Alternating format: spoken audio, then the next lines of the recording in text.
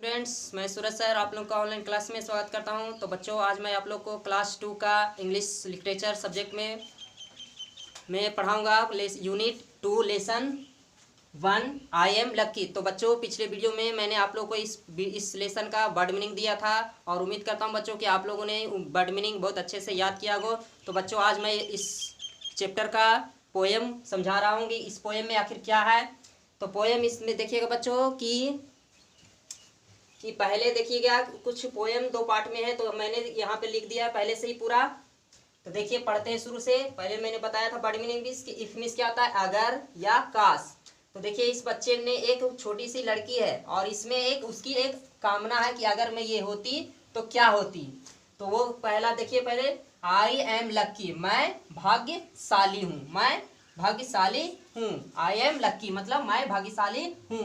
देखिए क्या होता है, if I were a butterfly, अगर मैं तितली होती, अगर मैं तितली होती, आई वुड बी थैंकफुल, मैं बहुत शुक्रगुजार होती, मैं शुक्रगुजार होती या मैं धन्यवाद देती, फॉर माई विंग्स, अपने पंखों के लिए।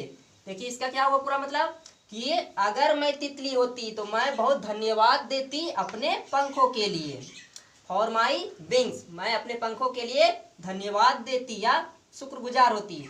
फिर देखिए आगे क्या होती है कि इफ आई वेयर ए मैना, यदि मैं एक मैना होती, इन ए ट्री, मैं पेड़ों की एक मैना होती, मैं अगर मैं पेड़ों पर रहने वाली एक मैना होती, आई वुड बी थैंकफुल, मैं बहुत ही शुक्रगुजार होती, डैट आई कुड सिंग, ताकि तब मैं गा सकती, मैं मैना की तरह गा सकती हूँ।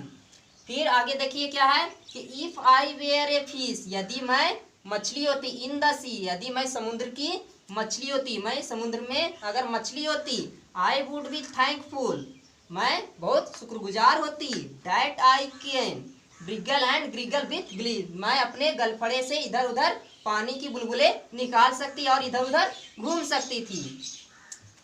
मैं जरा इसलिए, आई जस्ट थिंक, इसलिए मैं सोचती हूँ, इसलिए मैं सोचती हूँ, आई एम लक्की, मैं बहुत भाग्यशाली हूँ, टू बी मी, मुझे लगता है कि मैं बहुत भाग्यशाली होती, अगर मुझे ये सब होता तो मैं बहुत भाग्यशाली होती, नॉट यू, तुम नहीं, बट मी, लेकिन तो मैं हूँ, तुम नहीं लेकिन तो मैं तो हूँ।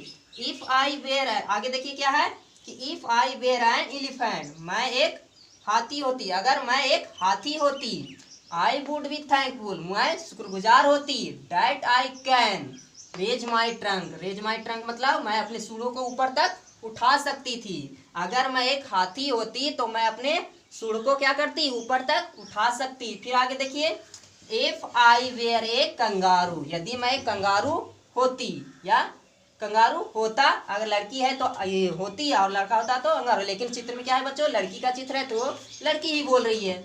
तो if I were a kangaroo, यदि मैं एक कंगारू होती, I would try to hop, मैं उछलने की कोशिश करती, मैं उछलने की कोशिश करती, कहाँ तक, right up to the moon, मैं सीधा चांद तक उछलने की कोशिश करती।